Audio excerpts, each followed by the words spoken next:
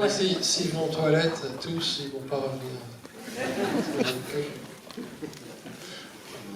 Peut-être, comme vous avez fait le plaisir, ou vous vous êtes fait le plaisir de revoir le film, peut-être vous pourriez nous dire votre impression.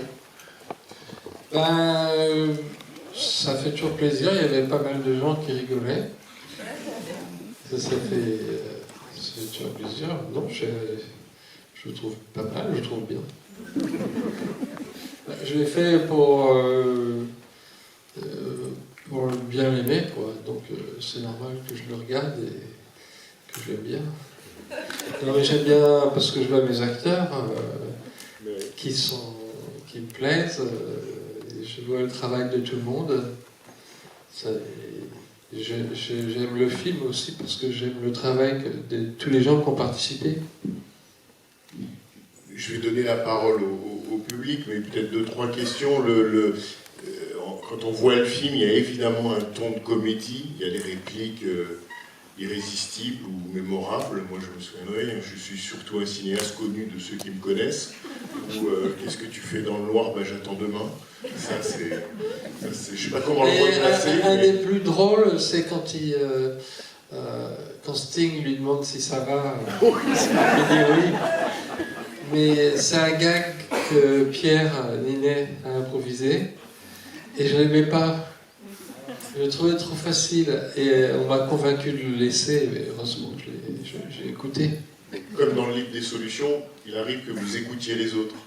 Eh ben, oui. Par exemple, après la fin du montage, quand Françoise m'a fait un commentaire en me disant qu'il y avait 3 scènes qui ralentissaient le film parce qu'on perdait l'objectif. Au début, j'ai dit, si je commence à écouter tout le monde... Et au bout d'une semaine, j'ai réalisé qu'elle avait raison et on a enlevé ces 3 scènes et ça marchait mieux. Mais arrête de raconter ça tout le temps. Parce que après, je vous fais un super compliment et vous me moquez de moi, c'est pas cool. Non. Je sais que maintenant tu dis, et ça prouve que j'écoute les acteurs. C'est ce que tu as répondu une fois. Oui. Hein? Donc, oui. Parce que vous êtes... Je les écoute pas toujours, mais vous êtes le personnage, vous êtes plus dans le film que moi. Moi, je surveille que vous ne fassiez pas de répétition, que ça soit cohérent entre les scènes, mais par exemple, je donne jamais de direction pour les premières prises, parce que ça serait bête de rater des choses que vous proposez, qui peuvent être mieux que ce que j'ai en tête. Donc j'écoute, il y a 2 autres scènes qui ont été retournées. Une scène où Blanche Gardin partait en s'en fichant de l'orchestre. Elle m'a dit, moi je comprends pas parce que ce que je vois c'est magique. Et je disais, non, il faut bien montrer que personne ne comprend Marc. Et puis après j'ai réfléchi et j'ai vu qu'elle avait raison. Et j'ai retourné la scène dans un autre décor 15 jours après. Donc oui, j'écoute. Mais au départ, je dis non toujours, parce que c'est plus facile de dire non d'abord et oui après, que oui d'abord et non après. C'est une bonne recette. Il faut se servir de plein de choses. Et sur ce ton de comédie, au moment où vous avez commencé à écrire le film, vous disiez les fiches... ce que vous aviez, les idées, les bonnes idées, les mauvaises idées, vous aviez le sentiment qu'il y avait tout de suite ce ton de comédie ou c'est venu justement en écrivant? Non, j'avais le sentiment parce que quand je racontais mes aventures et ce que j'avais fait subir aux autres, je le racontais comme des gags parce que j'ai pas envie d'être pesant et c'est d'être pénible. Quand on... C'est comme... je sais pas, le rapport est un peu lointain, mais c'est quand on raconte ses rêves, c'est très très ennuyeux pour les autres, mais il faut les raconter quand ils sont drôles, et il faut les simplifier, etc. Donc c'est un petit peu la même chose, des choses qui sont assez pénibles, dramatiques, voire dramatiques. Je pense que on peut les dire avec de l'humour, et puis ça peut avoir pitié du spectateur aussi, de ne pas lui infliger une torture pendant tout le film. Et puis il y a une chose. Vous êtes pas d'accord? Si, je suis entièrement d'accord. Mais non, je pensais à des gens qui aiment bien infliger des choses, justement. Je pensais par exemple à des films de Suède, par exemple, où il y a quand même une installation dans un mal-être, enfin, etc. Et bon, là, c'était pas du tout. Hein, Oui, non, mais moi, je crois que je ne pourrais pas assumer un film qui soit que triste. oui. C'est une limite que j'ai et que j'assume. Mais je pense que c'est un don que tu as aussi, parce que moi, je me souviens t'avoir envoyé des vœux pour l'année à venir, tu vois, et tu m'avais renvoyé une chose tellement jolie qui était Happy New Year, mais en montage, en dessin animé, enfin, et je me dis, c'est formidable, parce que chaque fois, on a l'impression que tu fais les choses dans l'instant et dans le plaisir, tu vois, dans le plaisir pour l'autre, tu vois. Et je me dis, c'est quand même tellement rare. Bravo. Je suis ému. Je suis peu. Merci. En revanche, quand on voit le film, on assiste effectivement à la vie de ce cinéaste, disons, qui part dans tous les sens, qui a 1000 projets. On comprend aussi qu'il a 1000 projets, comme ça lui évite de se consacrer à celui auquel il devrait se consacrer. Mais disons que pour arriver à raconter la vie d'un cinéaste qui s'éparpille, j'ai le sentiment qu'en revanche, il faut faire un film très précis. C'est-à-dire qu'il ne faut pas croire que, disons, j'imagine que le tournage de ce film ressemble à ce qu'on voit, c'est peut-être même l'inverse, non? J'ai l'impression que c'est très prémédité, écrit, il y a peu d'improvisation, c'est au cordeau, quoi. Non, il y a très peu d'improvisation, mais très souvent, les improvisations, c'est une faute. Parce que quand on improvise, quand les acteurs improvisent, finalement, leur relation n'est plus avec l'autre acteur, mais avec la caméra, parce qu'ils se disent qu'est-ce que je vais pouvoir dire, et ça devient un autre exercice qui m'intéresse moins. Mais donc, dans les dialogues entre les acteurs, par exemple entre Pierre Ninet et Françoise Lebrun, il n'y a pas d'improvisation. Les dialogues sont écrits et ils disent un texte prévu, précis et voulu. Oui, mais quand s'ils ratent un mot, s'ils disent un autre mot, je ne regarde pas à ça, quoi. Je ne veux pas leur donner l'impression qu'ils ont raté la prise pour un mot. Il faut quand même être un peu souple, mais c'est vrai que ça marche mieux, moi je trouve, quand c'est écrit. Ça n'empêche pas les acteurs d'apporter tout, mais voilà, enfin, j'ai peut-être une forme d'humour un peu bizarre, les gens, ça n'a pas forcément du sens, mais je tiens à le garder, et donc je demande aux acteurs de me suivre. Mais on sent entre les acteurs du film, même quand ils ont les excédés, les personnages les uns par l'autre, on sent quand même entre les acteurs une complicité, peut-être liée au lieu aussi, puisque donc le film se déroule dans un seul et même endroit, et que j'imagine, alors je suppose que tout le monde ne dormait pas dans ce lieu, mais on sent quand même une énergie de la concentration. C'était exactement comme ça, et c'est la maison de ma tante que j'ai rachetée. Ma tante est décédée, et toutes les pièces, c'était les pièces de, bon, par exemple la chambre de Marc, c'est ma chambre, là où j'ai oublié son nom, là où Blanche monte, c'est là où on avait monté, enfin tout est... Et ce qui était génial, c'est que j'ai pas eu besoin de faire de repérage, j'ai même fait un storyboard, parce que j'avais tous les lieux au millimètre en tête. Comme au foot, là, vous jouiez à la maison. Vous connaissiez, oui. Ouais, vous connaissiez absolument le terrain, vous connaissiez absolument toutes les pièces. Donc ça joue aussi en faveur du film et ça vous permet même d'imaginer les déplacements des acteurs entre eux. Oui, enfin j'essaie quand même de donner une liberté, mais c'est vrai que oui, c'était assez calé. Oui, j'ai envie de revenir sur l'histoire de l'improvisation. C'est-à-dire que quand tu te trouves dans un lieu, par exemple, moi j'étais dans la chambre de ta tante, hein, Oui. et que il y a déjà un respect total de quelque chose qui est là, de cette présence, de cette charge-là, et du coup, on ne va pas s'amuser à faire des improvisations personnelles là-dessus. C'est-à-dire qu'on a le texte, la situation, et à la fois l'amour pour Michel qui est en train de chercher quelque chose, et le respect des personnes réelles qui ont été là. Donc ça fait un ensemble très, très tenu, finalement. Donc il n'est pas question d'aller faire l'imbécile, quoi. Et même les techniciens, les décorateurs, enfin moi je les trouve, ils ont été admirables. Par exemple, le camiontage, j'en avais rêvé, mais je ne l'avais pas fait. Et on a failli faire sauter la scène et ils m'ont dit non, faut qu'on le fasse, ça va être trop bien. Mais ça, par exemple, ça, le camiontage, enfin, on a dû vous poser la question souvent, mais ça vous vient comment? C'est-à-dire, c'est le mot? Vous pensez camion, montage, c'est par le mot? Comment l'idée, ça vous vient d'un camiontage? Ce camion, on l'a depuis que je suis né, il est là, il n'a pas bougé.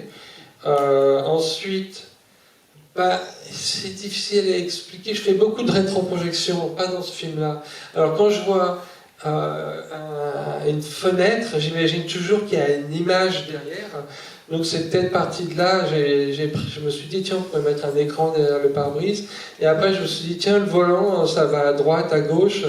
Ça peut faire la marche arrière, la marche avant avec les rushs. Et je construis comme ça avec toutes les idées qui me viennent.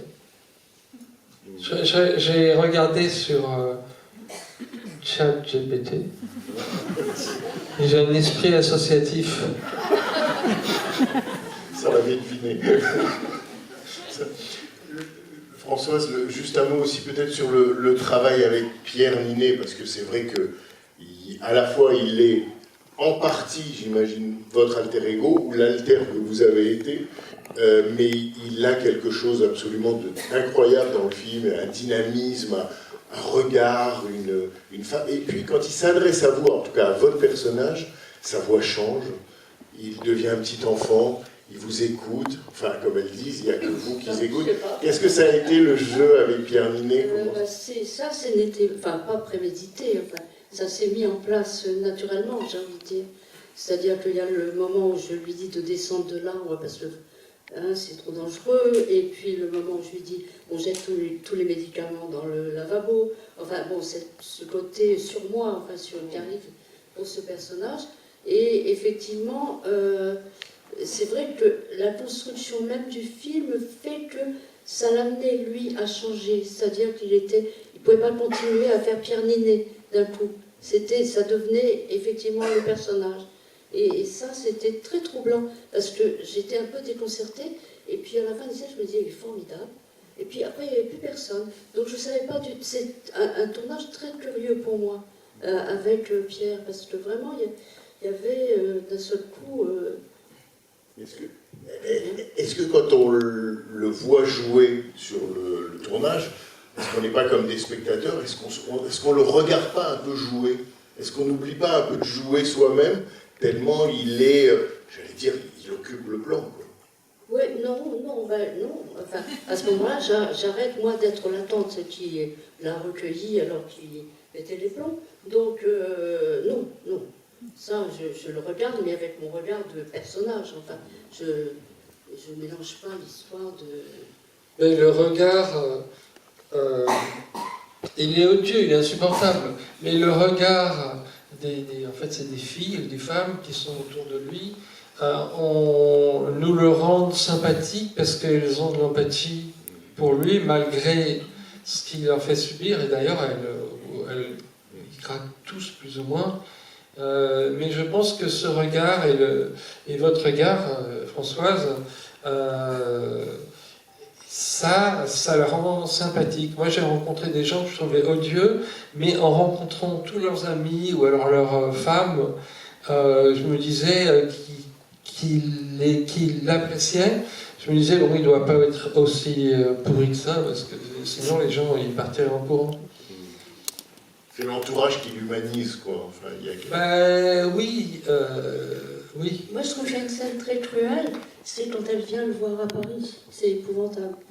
Quand votre personnage vient voir. Ah oui. Ouais, c'est le pire, c'est quand vous demandez un verre d'eau. Oui. Mais bon, ça s'est passé comme ça. C'est comme ça. Et puis. J'avais acheté, ce que j'avais réussi à faire, c'est aller au printemps et acheter un oreiller pour qu'elle puisse dormir. Et puis finalement, elle avait bien vu qu'elle ne voulait pas que. C'était pas la saison. Voilà. Et là, je suis pas fier. Je suis pas fier de moi. Ouais, c'est rude, hein, c'est vraiment. Et je trouve ça formidable de le montrer. Parce que souvent, on occulte les choses qui sont comme ça, où on ne se sent pas terrible. Et le montrer quand même et l'affirmer, je trouve que c'est du courage. Oui, mais en même temps, il fallait que j'aille au bout des choses et que je montre les côtés vraiment pas glorieux. C'est dur à expliquer, mais ça, le fait qu'on aille au fond de sa lâcheté, ça l'excuse d'une certaine manière, parce qu'il perd toute sa confiance. Et puis, oui, c'est pas beau, c'est quelque chose qui me fait honte. Et puis, ben voilà, je vis avec ça. Non, mais c'est bien d'aller jusqu'à ne pas le cacher sous un paillasson, je sais pas quoi, mais de l'affirmer. Parce que. Mais on sent que ce film a été pour vous une forme d'exorcisme, quoi. C'est une façon de passer à la suite. Enfin, il y a eu ce que vous avez raconté, un trauma, une difficulté, et là, il y a vraiment. Enfin, on sent que le film est aussi une catharsis. C'est-à-dire qu'il n'est pas que drôle, il est aussi pour vous. Je déteste le mot catharsis. Parce que, je sais pas, je pense qu'il y a des mots plus simples qui pourraient dire la même chose, et ça fait psychanalyse, et j'aime pas trop ça. Mais il y a un truc quand même, pour être parfaitement honnête, c'est que quand il y a des choses d'autoportrait, même pour les peintres, on pense toujours que le but, enfin c'est, ce que je dis n'est pas complètement exact, mais on pense que le but, c'est d'exprimer quelque chose. Mais il y a aussi un autre facteur beaucoup plus terre à terre, c'est que quand on est réalisateur, on a envie de faire un film. Et on n'a pas forcément de sujet. Alors le seul sujet qui reste, c'est soi. Donc, et puis, une fois qu'on décide de faire quelque chose de soi, sur soi, on a tous les détails à portée de main, de tout ce qui s'est passé, les motivations des gens, et parce qu'il y a des moments où on se comporte de manière illogique, mais il y a des raisons qu'on n'a pas besoin de montrer, mais on sait qu'elles existent, donc on peut se permettre d'aller de montrer, de faire des choses un peu plus assurées. Donc c'est comme le peintre, si vous voulez, son modèle ne vient pas, il a envie de faire un visage, donc il va se peindre, et puis après il y a des gens qui vont creuser et trouver des raisons psychologiques. Mais quand même, je dois aussi avouer que je voulais faire le tri entre les bonnes et les mauvaises idées. Par exemple, l'orchestre, ça a marché.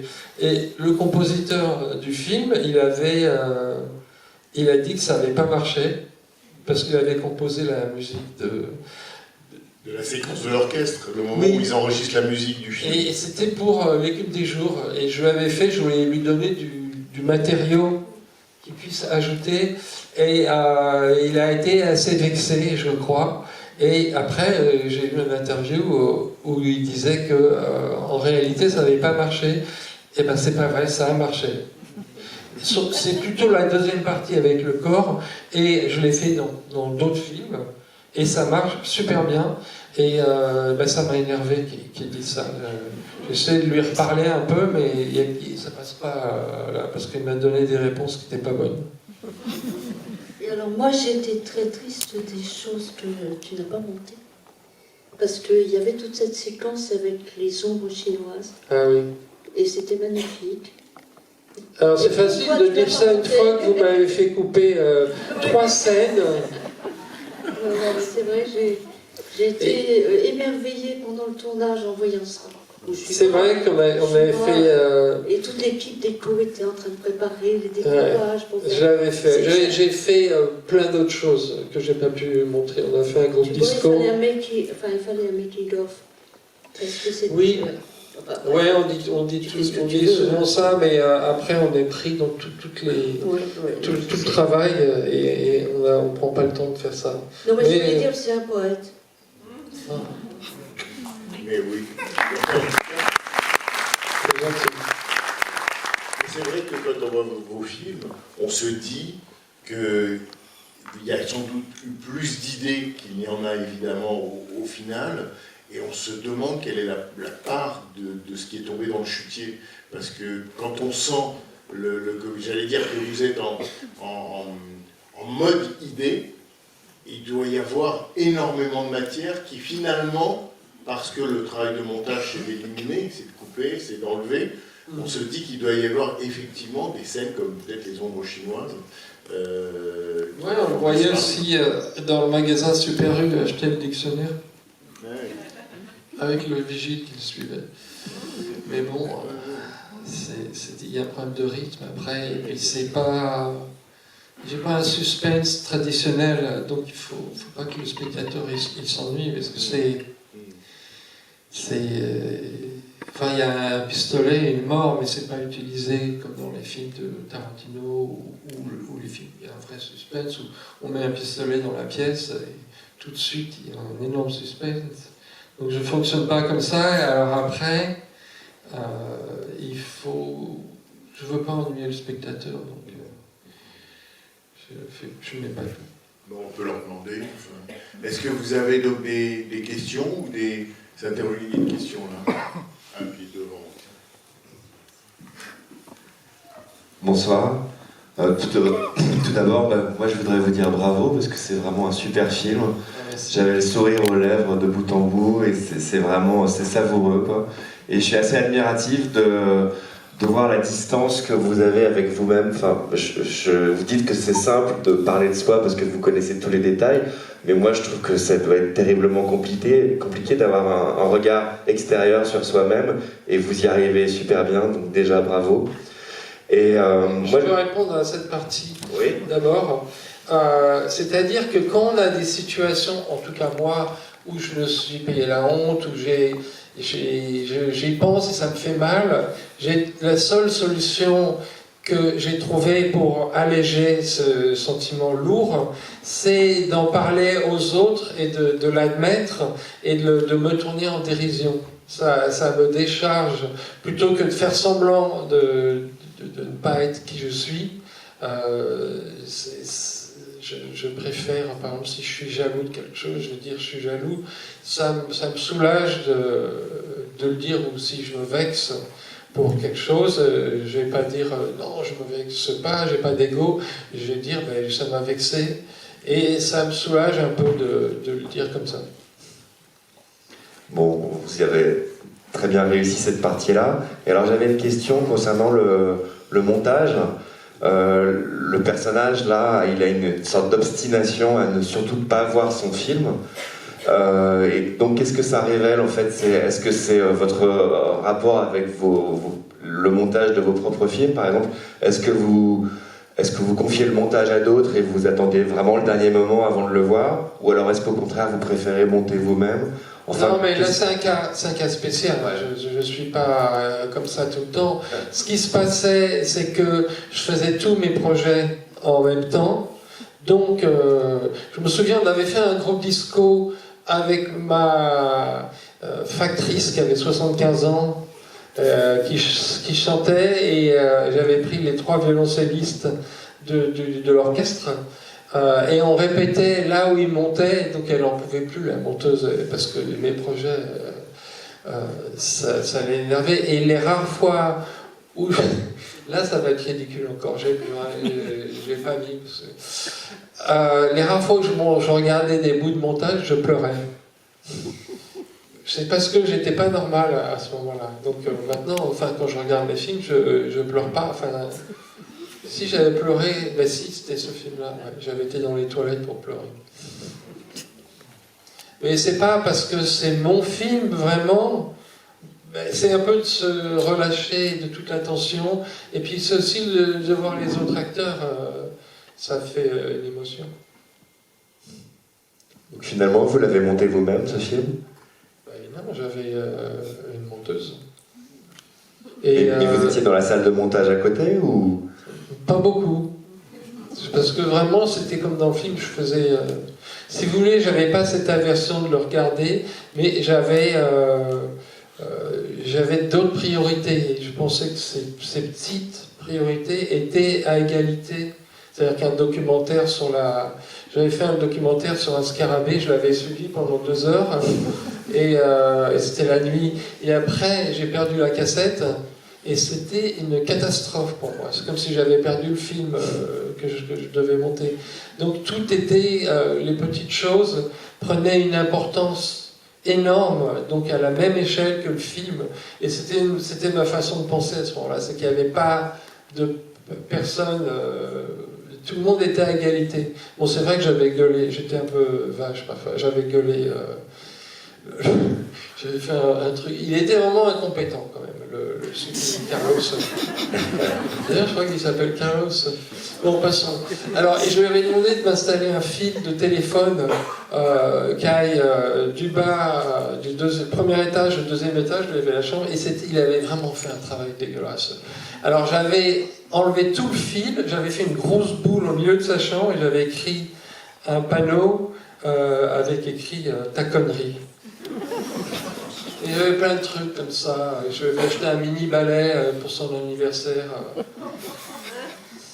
Je ne me rendais pas vraiment compte, je crois. Bon, merci beaucoup.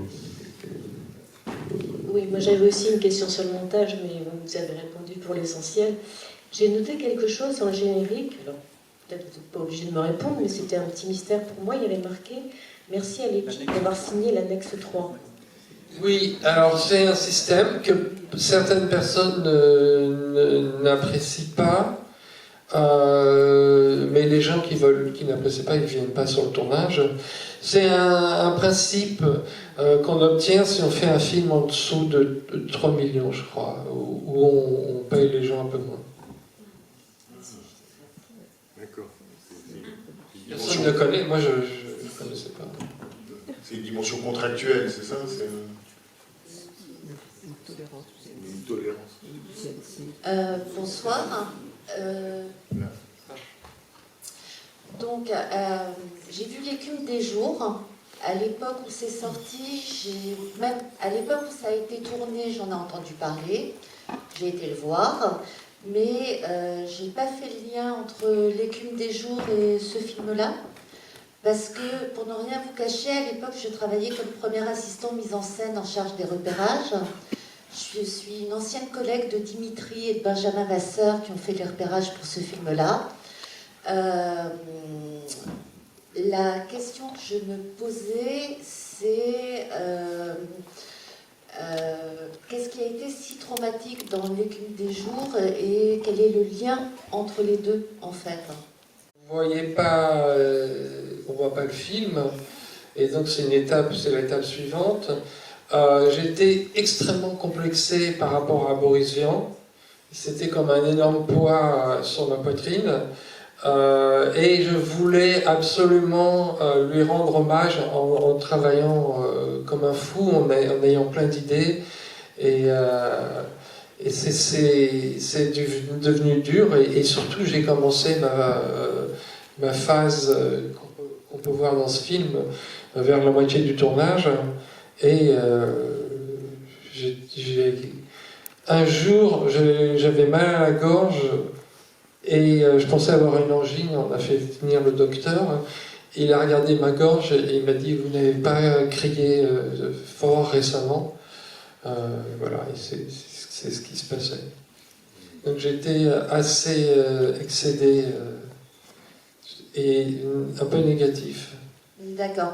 Alors, je voulais vous rassurer, parce que j'ai quand même travaillé avec quelques grands noms du cinéma, d'une autre génération que la vôtre, un peu plus ancienne. Ils pouvaient être aussi exécrables. Je tairai leur nom par décence, ça me semble normal, mais ils pouvaient être aussi exécrables. Donc, ça arrive à tous les réalisateurs. C'est marrant, il y a quelqu'un qui est venu me voir pendant le tournage, une scène qui n'est même pas dans le film, où j'étais excédé et je hurlais. Et il m'a comparé avec un réalisateur, je me souviens plus de son nom, qui criait tout le temps. Et je lui dis, qu'est-ce qui est arrivé à ce réalisateur? Et il est mort d'une crise cardiaque. Mais là, si on compare à ce film, j'ai pas crié une seule fois sur Non, ce non, c'est film. par rapport au personnage que je dis ça. Au personnage de ce film, du Oui. réalisateur de ce film. Oui. J'essaie d'être honnête, hein. Maintenant peut-être que j'étais plus méchant que ça. Je sais pas, je pense que j'ai été quand même assez honnête. Je vous ai vu regarder le film. Je vous ai regardé le film. Qu'est-ce que Ah mais vous en... c'est vous qui riez tout le temps. Oui, j'étais pas en C'était colère. incroyable, vous n'arrêtez pas. Ah non, c'était pas vous, elle était à côté de vous, je crois. Il n'y a pas personne qui riait. Mais qu'est-ce que vous en pensez maintenant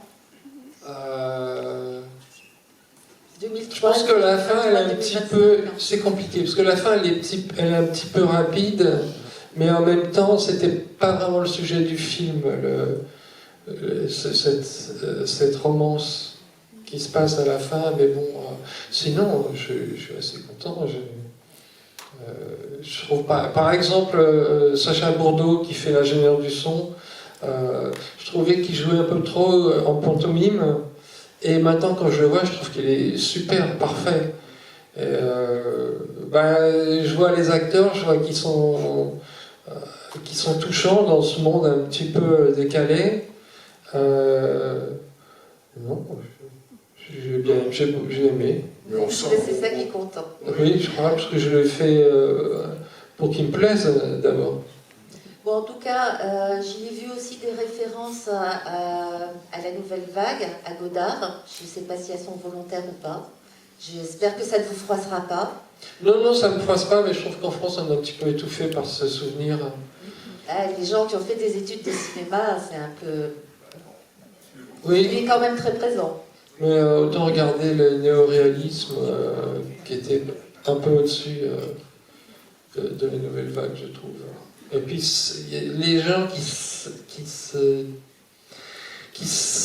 disent appartenir à une nouvelle vague ont tendance à essayer d'étouffer les autres, parce que un petit peu par exemple Truffaut, ses critiques, elles étaient odieuses.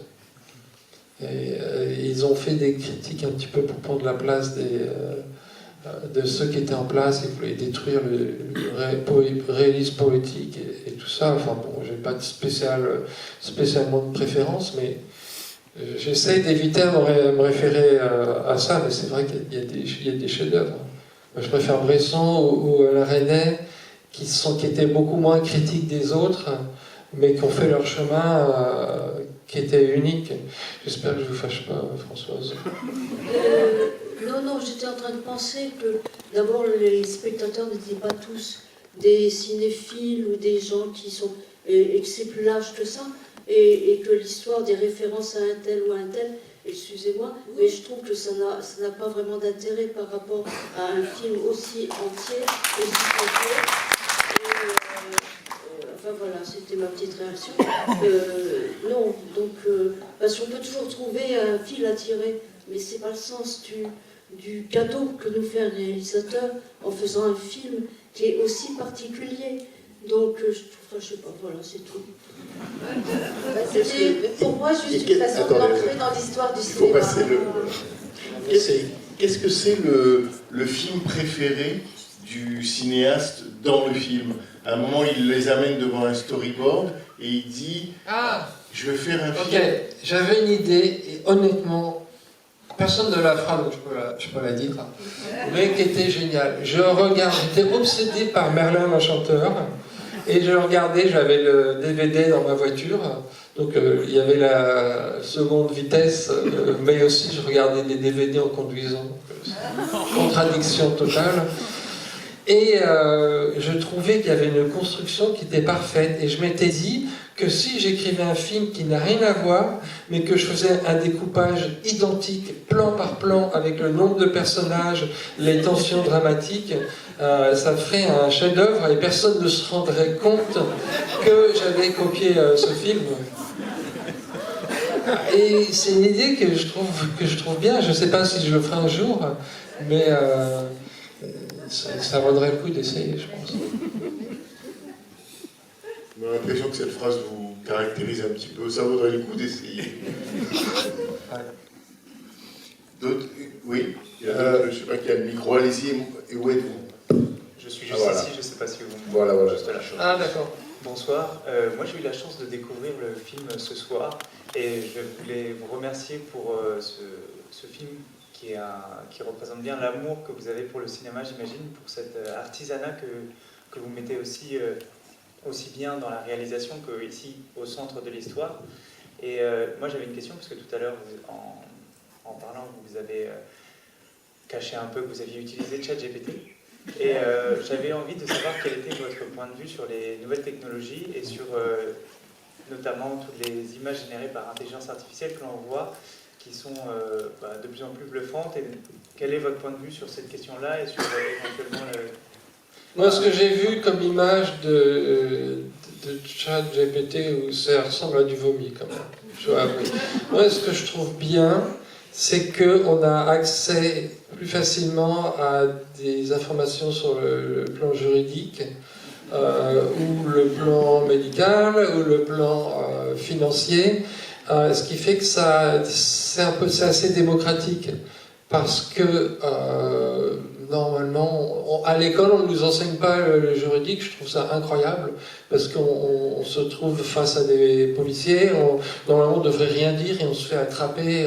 Voilà, il y a des choses qu'on ne nous enseigne pas, et je trouve qu'il y a une certaine démocratie. Maintenant, il y a l'histoire d'enlever des emplois, mais il faut voir aussi qu'on a un petit groupe de privilégiés, enfin les gens qui font du cinéma, ou des métiers artistiques qui sont plutôt les métiers qui sont menacés par l'intelligence artificielle, et on se plaint de perdre notre travail, alors que bon... Quand dans les années 70, toutes les mines, les usines ont fermé, ça représentait 1000 fois plus de personnes, et on s'en foutait, quoi, finalement. Moi, je pense que... non, mais honnêtement, je pense que nous, qui sommes privilégiés, on devrait voir comment ça peut être utilisé contre l'espèce humaine, on peut dire, et l'appliquer aux autres en dehors qui, eux, peut-être auront moins les moyens de lutter. Moi, ma principale angoisse par rapport à ça, c'est une exploitation encore plus contrôlée et forte des patrons sur leurs ouvriers, pour contrôler encore plus la rentabilité. Je pense que c'est là où ça va vraiment nous faire du mal. Je ne pense pas à ce que ça puisse remplacer l'intelligence humaine, mais bon, j'en sais rien. Merci. Moi, j'avais une question. Vous êtes où? Là. J'avais une question un peu plus générale. Je m'appelle Melvin Boomer, je suis un jeune acteur et je voulais savoir, vous qui êtes un grand réalisateur, qui avez travaillé avec des grands acteurs, notamment Pierre Ninet ou Jim Carrey, quelle était la qualité ou les aspects qui vous touchaient le plus chez ces acteurs? Alors, quand j'ai rencontré Françoise... Ou ces actrices, bien évidemment. Alors, je vais raconter la rencontre, parce que je sais quand même parler. Donc, on avait rendez-vous par un agent, Sarah Tepper, qui faisait le casting, et c'était dans un café dans le 17e, hein, c'est ça. Et donc, je vais à ce rendez-vous, et je vois que tu entres avant moi dans le café, oui. Et puis à un moment, tu te retournes et je fais, c'est moi. Et ben voilà. Voilà comment il choisit les acteurs. Si. Et Francky, qui fait l'assistante, j'avais fait un Zoom avec elle et ça s'était très bien passé. Et après, je suis senti coupable de ne pas la prendre. Parce qu'on avait déjà... on avait un attachement déjà. Et je me suis dit... je sais pas, moi je pense que l'acharnement ne produit pas forcément le meilleur résultat. On peut très bien ressentir très vite. Moi j'ai vu, il faut que je fasse attention à comment je le dis parce que c'est bizarre. Quand j'ai vu vos yeux, j'ai vu une beauté qui s'est étalée sur toute votre personne. C'est pas mal, hein? Bah, le mot étalé n'est pas terrible. Mais sur du... Ouais. Donc, alors, j'ai pas bien répondu à la question. Moi, ce que je conseille aux acteurs, en tout cas ceux qui veulent travailler avec des réalisateurs comme moi, il ne faut pas montrer trop d'envie ou d'acharnement, parce que ça fait peur quand on est réalisateur. Je sais que c'est important pour l'acteur de jouer dans un film, mais il ne faut pas être désespéré, parce que ça fait... ça repousse un petit peu. Moi, j'aime bien les acteurs qui sont pas de la méthode, c'est-à-dire qu'ils pensent pas qu'ils doivent ressentir profondément chaque émotion, chaque ligne de dialogue, parce qu'ils deviennent des sortes d'entonnoirs d'énergie pour les autres, et finalement, ils pensent surtout à eux-mêmes. Et le plus dur, c'est d'oublier la caméra déjà et de s'intéresser que à la personne qui est en face de soi, l'autre acteur, parce que j'ai souvent l'impression que les acteurs qui sont, comment on dit, trop conscients de leur image ou d'eux-mêmes, ils ont beau regarder la personne en face, mais c'est comme s'ils avaient des petits yeux dans le blanc qui regardaient la caméra, donc ils deviennent faux. Et c'est pas... je pense qu'il faut s'intéresser à l'autre acteur plutôt qu'à soi. Donc là, il faut se vider un petit peu. Je sais pas si ça vous correspond. Oui, j'étais en train de penser qu'en fait, il faut à la fois ne rien oublier et tout oublier en même temps. C'est-à-dire faire abstraction totale de... bon, c'est important de pouvoir être choisi. Mais bon, ça, c'est pas vous qui le décidez. Et c'est pas un comportement qui va le signaler.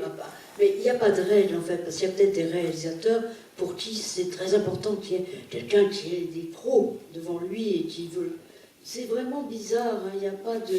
Je pense que c'est peut-être essayer d'avoir l'intelligence de la situation et des gens qui sont là et de vous adapter à ça. C'est-à-dire ne pas trop la ramener, mais en faire quand même. Ben voilà, moi, parfois, il y a des acteurs, quand ils envoient des cassettes, où ils font des comment dire, ils font des choses très bizarres, ils se lancent, et j'apprécie le risque qu'ils prennent, et je ne les rejette pas directement, et je leur donne une deuxième chance, parce que c'est une forme d'humilité de presque se ridiculiser. Alors j'ai une anecdote par rapport à un acteur sur un tournage que j'ai fait récemment aux États-Unis. Et il y avait un acteur il y a des fois des acteurs qui disent une ligne, alors on les caste assez rapidement, et puis des fois c'est la catastrophe. Alors c'était l'ingénieur du son dans l'autre film, et il était horrible. Alors je parlais à mes autres acteurs, et je disais, j'ai fait le mieux possible, mais l'ingénieur du son, c'est vraiment une catastrophe, il est complètement nul. Et le mec était juste derrière moi. Alors je me suis retourné vers lui, je lui ai dit, vous m'avez entendu? Il m'a dit oui. Je lui ai dit, écoutez, je suis désolé, c'était pas... je vous aurais pas parlé comme ça. C'est vrai que ça se passe pas bien, mais on va travailler et ça va être bien, j'en suis sûr. Donc j'ai rattrapé le truc, mais... c'est des situations difficiles. Merci. Ah, il y avait une autre histoire aussi que allez-y.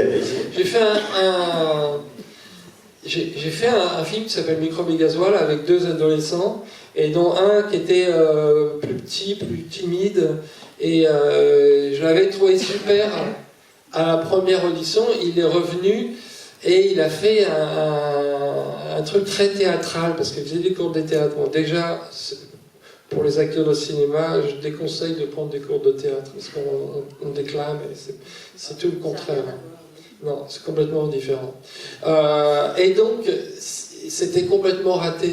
Et il y avait un autre petit acteur de son âge qui, lui, avait mieux réussi, que j'aimais un petit peu moins. Et quand je suis sorti de la salle d'audition, enfin bon, j'ai vu l'autre qui avait raté, il attendait ses parents et j'ai vu sa tête et ça m'a brisé le cœur. Et après, je me suis aperçu, il ne me l'avait pas dit, elle ne m'a pas dit, Sarah, que l'acteur qui était mieux, enfin plus assuré, il avait déjà tourné un film. Et il ne me l'avait pas dit. Et celui que j'aimais bien, il n'avait pas tourné de film. Alors je lui ai demandé une 3e fois de revenir, et là, je l'ai pris. Et ça m'a fait super plaisir parce que j'avais été détruit de te voir triste. Donc Microbe et Gasoil passe demain soir, en présence de Michel Gondry et des 2 acteurs. On va prendre peut-être une dernière question. Oui. Bonsoir. Je ne sais pas qui a le micro. Allez-y. Bonsoir, merci. C'est formidable, vraiment. Je voulais une question une curiosité que j'ai plus sur votre personne. J'adore non seulement ce que vous racontez, mais comment vous écoutez. J'étais très curieux de savoir de quel type d'enfant vous étiez. Parce que vous avez tout ce monde qui paraît d'un enfant qui a découvert le tragique de l'adulte. Mais je me demandais quel genre d'enfant, si c'était déjà tragique ou autre chose. Oui, un peu moins. C'est vrai que c'était le pic. C'est un peu pour ça que j'ai fait le film. Mais je faisais des cauchemars, mais vraiment régulièrement, toujours le même. Je missais dans mon lit un peu. Je me levais, je partais en courant, et mon père devait me rattraper. Je dormais très mal, j'avais beaucoup d'angoisse, et j'étais très très étourdi. Je perdais tout. J'avais beaucoup d'idées. On jouait avec mon cousin qui était aussi assez inventeur, qui habitait dans la Drôme. On s'écrivait toutes les 3 semaines et on jouait à la bataille navale. Alors une partie durait 1 an. Et on avait des idées, j'avais une idée de fusée avec des fils et tout. Et j'avais parfois des idées, j'avais cette idée, j'avais dit, oh j'ai trouvé un truc super, tu prends un journal et tu découpes les lettres et avec ces lettres tu composes un autre mot. Et j'avais l'impression que personne ne l'avait fait avant, c'était mon idée. Donc voilà, c'était comme ça que j'étais. Je cassais un peu les choses des fois. Bon, peut-être on va s'arrêter là provisoirement pour ce soir. Ça continue demain soir donc avec Microbe et Gasoil. Et puis dimanche, la projection de Soyez sympa, rembobiné, toujours en présence de Michel Gondry. Mille merci à vous deux, Françoise Lebrun et Michel Gondry.